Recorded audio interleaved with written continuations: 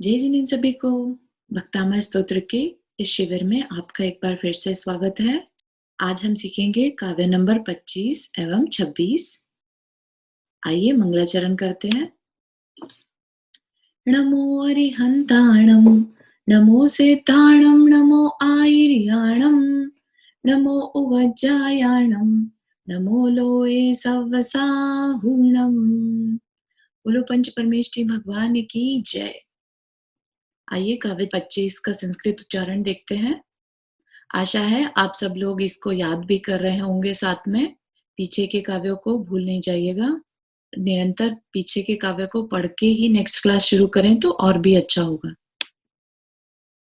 चलिए संस्कृत उच्चारण देखते हैं। पहली लाइन, बुद्धस त्वमेव विबुधार्चित बुद्धि बोधात। फिर से देखें, बुद्धस त्वमेव विबुधार्चित बुद्धि बोधात। साथ में बोले, बुद्धस्त्वमेव विबुधार्चित बुद्धि बोधात। दूसरी लाइन, त्वं शंकरोसि भुवनत्रय शंकरत्वात्। फिर से देखें, त्वं शंकरोसि भुवनत्रय शंकरत्वात्। साथ में बोले, त्वं शंकरोसि भुवनत्रय शंकरत्वात्। तीसरी लाइन, धातासि धीर शिव मार्ग विधेर विधानात्। फिर से देखें, धातासि धीर शिव मार्ग विधेर विधानात्। साथ में बोले, धातासि धीर शिव मार्ग विधेर विधानात्। फोर्थ लाइन, व्यक्तम त्वमेव भगवन् पुरुषोत्तमोसि। फिर से देखें, व्यक्तम त्वमेव भगवन् पुरुषोत्तमोसि। साथ में बोले, व्यक्तं त्वमेव भगवन् पुरुषोत्तमोसि। चारों लाइन एक साथ देखते हैं। बुद्धस्त्वमेव विबुधार्चित बुद्धि बोधात्। त्वं शंकरोसि भुवनत्रय शंकरत्वात्। धातासि धीर शिव मार्ग विधेर विधानात्। व्यक्तं त्वमेव भगवन् पुरुषोत्तमोसि। यहाँ पर संस्कृत उच्चारण कंप्लीट हुआ। English pronunciation. चलिए पहली दो लाइनों के मीनिंग जानते हैं। बुद्ध त्वम एव, यहाँ पर संधि छेद करेंगे। बुद्ध त्वम एव, बुद्धस्त्वमेव, बुद्ध त्वम एव, बुद्ध आप ही हैं, बुद्ध आप ही। ठीक है। विबुधार्चित, विबुधार्चित को हमने पहले भी पढ़ा था। कहाँ पर पढ़ा था? काव्य नंबर 3 में, है ना। विबुध अर्चित मतलब देवों द्वारा अर्चित। इसको आप विद्वानों द्वारा अर्चित भी कह सकते हैं। बुद्धि बोधात, बुद्धि बोधात स्पेशल जो सबसे उत्कृष्ट बुद्धि है, केवल ज्ञान उस बुद्धि से। तो भगवान में क्या है? बुद्धि बोधात, बुद्धि केवल ज्ञान की बुद्धि से जो बोधित हो गए हैं। त्वम आप ही, शंकरोसि शंकर हैं। भुवन त्रय शंकरत्वात्, भुवन मतलब जगत, त्रय तीन, शंकरत्वात् शांति करने वाले हैं। तीनों जगत में शांति करने वाले आप ही हैं। दोनों लाइन का हिंदी देखे तो, देवों के द्वारा पूजित। किस कारण देव पूजते हैं आपको? केवल ज्ञान होने से। आप ही बुद्ध हैं। तीनों लोकों में शांति करने के कारण आप ही शंकर हैं। ठीक है, अगली 2 लाइन। धाता असि, धाता असि ब्रह्मा हो, आप ही ब्रह्मा हो।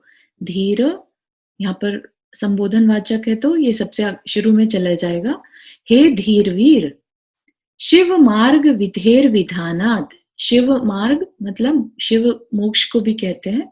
शिव मार्ग, मोक्ष मार्ग को विधेर विधानात्, विधान करने वाले मतलब बताने वाले, व्यक्तम स्पष्ट रूप से, त्वमेव आप ही भगवन स्वामी हैं, पुरुषोत्तमोसी और मनुष्यों में उत्तम है, उत्तम अथवा नारायण है। तो यहाँ पर इन 2 लाइन में क्या कह रहे हैं कि हे धीर, मोक्ष मार्ग की विधि के करने वाले बताने वाले होने से आप ही ब्रह्मा हैं, और हे स्वामिन, हे भगवान, आप ही स्पष्ट रूप से मनुष्यों में उत्तम अथवा नारायण है। चारों लाइन का एक साथ देखे तो, हे धीर वीर भगवान, देव के द्वारा पूजित केवल ज्ञान वाले होने से आप ही बुद्ध हैं, और तीनों लोक में शांति करने के कारण आप ही शंकर हैं। मोक्ष मार्ग की विधि करने वाले होने से आप ही ब्रह्मा हैं, और हे स्वामिन, आप ही स्पष्ट रूप से मनुष्यों में उत्तम अथवा नारायण हैं। ठीक है, भावार्थ देखते हैं। भावार्थ में क्या कह रहे हैं कि भगवान आप ही क्या हैं, बुद्ध हैं, आप ही शंकर हैं, आप ही ब्रह्मा हैं, और आप ही विष्णु हैं। क्यों ऐसा कह रहे हैं? क्योंकि भगवान का ज्ञान कैसे है, सर्व अपने आप से प्रकट होता है, भगवान का कोई दीक्षा गुरु नहीं रहता। तो भगवान के अंदर जो केवल ज्ञान प्रकट होता है, उसको पाने की प्रेरणा भगवान के अंदर स्वयं प्रकट होती है, इसीलिए उन्हें बुद्ध कहा है। जिसके अंदर ज्ञान स्वयं प्रकट हो वह बुद्ध, बुद्धि से सर्वश्रेष्ठ बुद्धि के धारक बुद्ध। ठीक है, फिर भगवान क्या है, शांति प्रदान करने वाले हैं। कैसे? जब भगवान का जन्म होता है, तीर्थंकर भगवान का जन्म होता है, तो एक क्षण के लिए नरक जैसी जगहों में भी एक क्षण के लिए शांति हो जाती है। ठीक है, तो उनका इतना पुण्य रहता है कि पूरे विश्व में तीनों लोकों में शांति फील होती है। वो अलग बात है कि हम उसे महसूस नहीं कर पाते, लेकिन हो जाती है। और साथ ही क्या होता है, जब भगवान का जन्म होता है तो करोड़ों रत्नों की बारिश होती है, सब जगह समृद्धि फैल जाती है। फिर जब भगवान को केवल ज्ञान होता है, उनका जहाँ समूह शरण लगता है, तो वहां पर 12-12 योजन तक दुर्भिक्ष अगर हो भी तो भी वह दूर हो जाता है। और क्या हो जाता है, वहां पर सब तरह के पेड़ों पर फल फूल उग जाते हैं। जानवर जितने भी हैं सब अपने द्वेष को भूल जाकर मित्रता को अपनाने लगते हैं, और सभी प्राणी अपनी तकलीफों को भूल जाते हैं। इसी कारण से आप शांति प्रदान करने वाले हैं। ठीक है, फिर ब्रह्मा क्यों कहा? क्योंकि भगवान जब अवसर्पिणी काल था, तब भगवान ने ही सबसे पहले मोक्ष का मार्ग दिखाया। मोक्ष क्या है? सर्वश्रेष्ठ अवस्था है किसी भी जीव के लिए। ठीक है, तो उसका रास्ता बताने के कारण, सबसे पहले उसका रास्ता सबके लिए खोलने के कारण उसे उन्हें ब्रह्मा कहा है। ठीक है ना, तो और मनुष्य का जो उद्देश्य है, तो उस कर्म क्षय करना मनुष्य का उद्देश्य है, और इसी कारण से उन्होंने उस उद्देश्य को क्योंकि पूरा कर लिया है, सबसे पहले पूरा किया, तो उन्हें आचार्य स्वामी क्या कह रहे हैं उन्हें कि आप मनुष्यों में उत्तम हैं, अर्थात नर नारायण हैं। ठीक है, तो यहाँ पर भिन्न भिन्न जो मान्यताएं हैं बाहर में, उनको इन्हीं तीर्थंकर भगवान में उन्होंने, आचार्य ने प्रकट कराकर, हमको समझाकर दिखाकर ये बताया कि तीर्थंकर भगवान ही सबसे सर्वश्रेष्ठ हैं, उन्हीं के अंदर सारी अवस्थाएं अवस्थित हैं। ठीक है, इसका लाभ देख लेते हैं। ये दृष्टि दोष नाशक है। अगर आंखों से रिलेटेड कोई भी प्रॉब्लम है या नजर लगने से रिलेटेड कोई भी तकलीफ है तो इस काव्य का पाठ कर सकते हैं।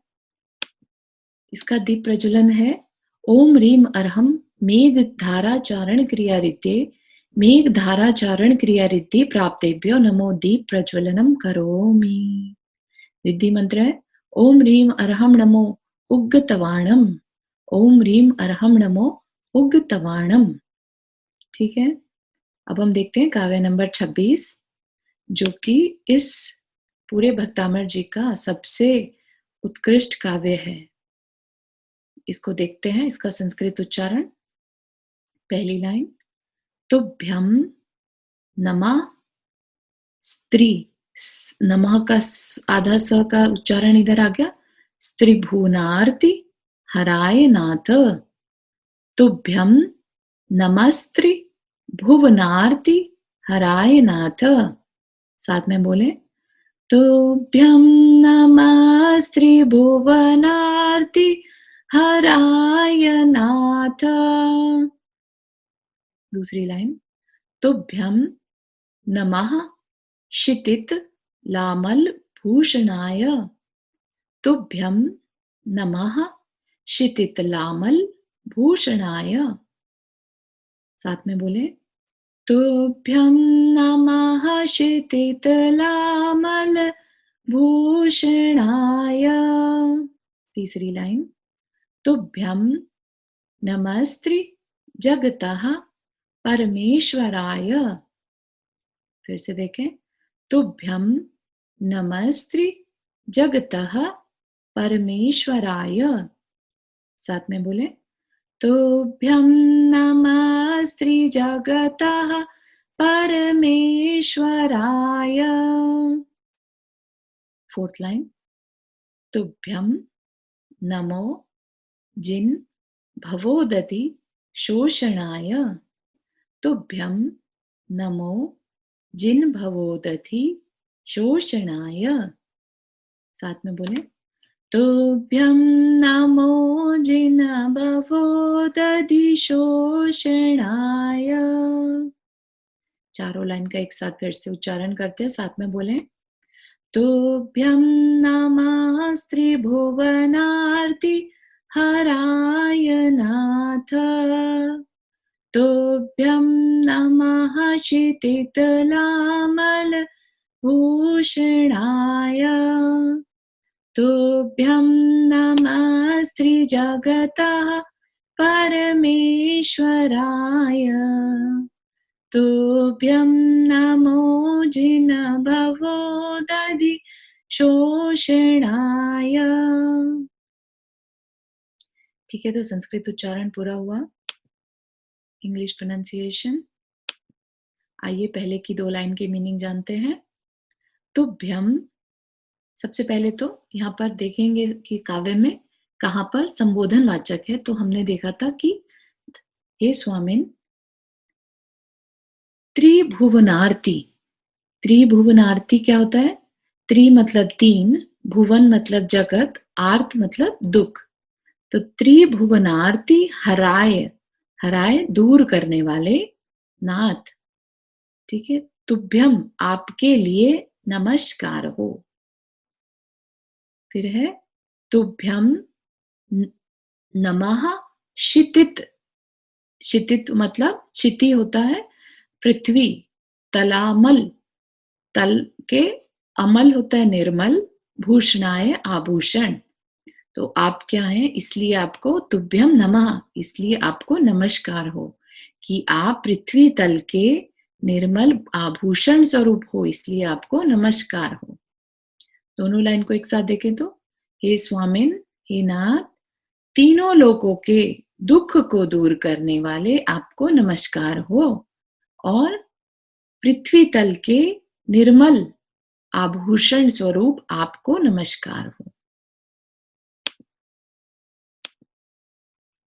फिर अगली 2 लाइन के जिन, यहां पर जिन के आगे संबोधन है तो हे जिनेन्द्र देव,